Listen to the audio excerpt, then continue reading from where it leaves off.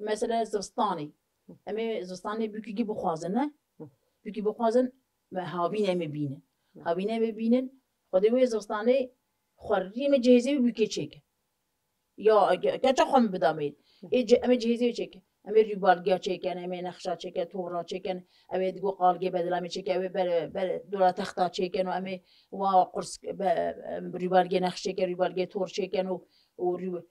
همه کی مکچه خم بدامید یکی به جهز مدگو جهزی به جهز بچه خالقی حنگه خالید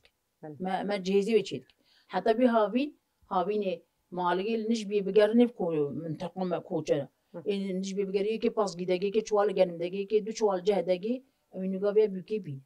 گاوی بیکو بانیا خده اما لا هم مشکل ویده خورنه بخوان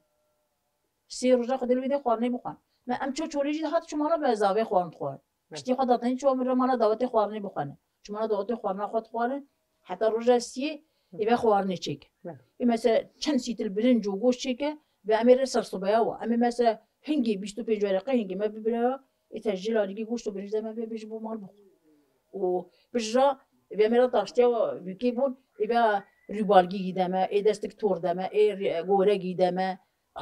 مکارمه ماما شغل تنید کن همه هزار شغل کردن یادی ایو بیکی بخواسته واسالا یه ده کچکه و ستیه برن ایبون صفانه سویدی که هیاوی بشون